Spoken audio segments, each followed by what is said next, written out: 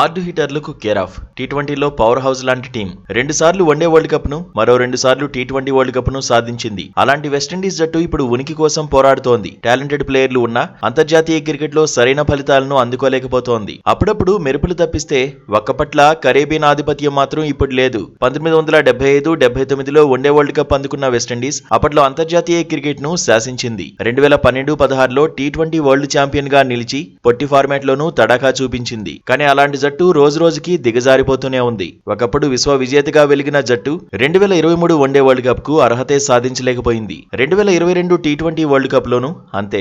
Qualifying round కే పరిమితమైంది. దంచికొట్టే ఆటగాళ్లు ఉన్న సూపర్ 12 స్టేజ్ కు క్వాలిఫై కాలేకపోయింది. క్యాలెండర్ ఇయర్స్ మారిపోతున్నాయి గానీ వెస్టిండీస్ క్రికెట్ లో పెద్దగా మార్పు కనిపించడం లేదు. ఏదైనా మ్యాచ్ లో అదర్హో అనిపించినా ఆ తర్వాత పాతాళానికి కరేబియన్ల ఆట పడిపోతోంది. అయితే వచ్చే టీ20 వరల్డ్ కప్ లో అయినా వెస్టిండీస్ మళ్లీ మెరుపులు మెరిపించాలని సగటు క్రికెట్ అభిమానులు కోరుకుంటున్నారు. కప్ సంగతి తర్వాత కనీసం ప్రత్యర్థులకు ఫైట్ ఇచ్చి కిక్ ఇవ్వాలని ఆశపడుతున్నారు. ఆ దిశగా అభిమానులకు బూస్ట్ ఇచ్చేలాగే ఇటీవలే క్రెస్ట్ చర్చ్ టెస్ట్ లో వెస్టిండీస్ మెస్మరైజ్ చేసింది. ఆట తీరుతో అభిమానులను సర్ప్రైజ్ చేసింది. 531 పరుగుల టార్గెట్ ను చూసి వెస్టిండీస్ బ్యాట్లెత్తేస్తుందనుకుంటే గట్టిగా పోరాడింది. 72 పరుగులకే 4 వికెట్లు కోల్పోయినా ఆ తర్వాత అద్భుతమే చేసింది.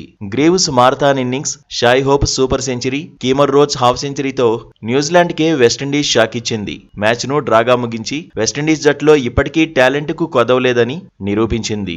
అయితే వెస్టిండీస్ ప్లేయర్ రోహమన్ పావెల్ ఇటీవల చేసిన కామెంట్స్ ఇప్పుడు వైరల్ అవుతున్నాయి. ఇప్పుడు ఆర్థిక పరిమితుల కారణంగా తాము మనుగడ కోసం పోరాడుతున్నామని పావెల్ చెప్పడంతో వెస్టిండీస్ క్రికెట్ జట్టు పరిస్థితులు ఒక్కసారిగా టాక్ ఆఫ్ ది క్రికెట్ గా మారాయి.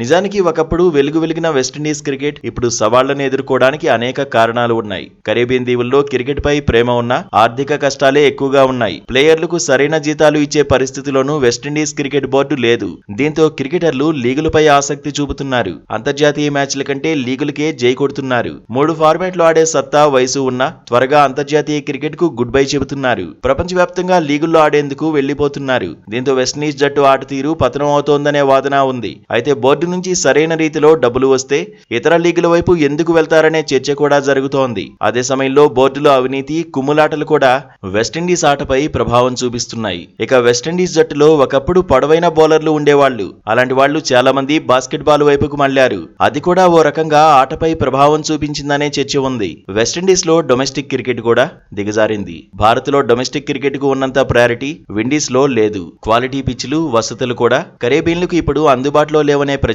జరుగుతోంది. స్పాన్సర్లు లేక బ్రాడ్కాస్టింగ్ రైట్స్ రూపంలో పెద్ద మొత్తం రాకపోవడంతో వెస్టిండీస్ క్రికెట్ పతనం అవుతోంది.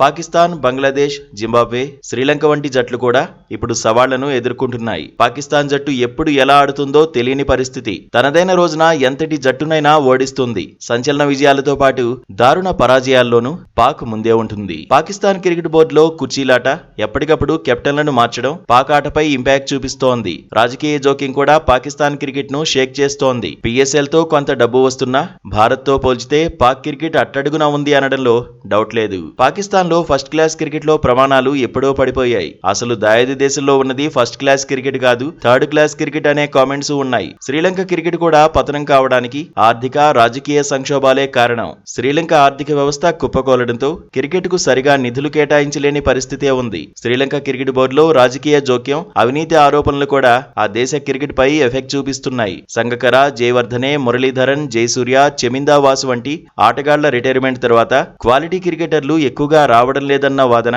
ఉంది.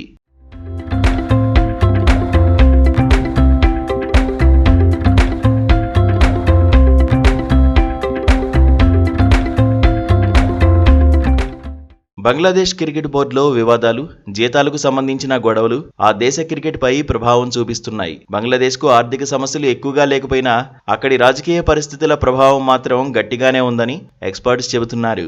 జింబాబ్వేలోనూ పతనం అంచనే క్రికెట్ ఉంది. ఆర్థిక, రాజకీయ పరిస్థితులు జింబాబ్వే క్రికెట్ ను రోజురోజుకు దిగజార్చుతూనే ఉన్నాయి. అదే సమయంలో భారత్ క్రికెట్ మాత్రం ఓ వెలుగుతోంది. ప్రపంచంలోనే బీసీసీఐ బలమైన బోర్డుగా ఎదిగింది. Indian Premier League, women's Premier League తోనూ భారీగా ఆర్జిస్తోంది. బ్రాడ్కాస్టింగ్ రైట్స్ రూపంలో కోట్లు కొల్లగొడుతోంది. 2023-24 ఆర్థిక సంవత్సరంలోనే ఏకంగా 9,741 కోట్లు ఆర్జించింది. ఈ లెక్కను ఎప్పటికప్పుడు పెంచుకుంటూ పోతోంది.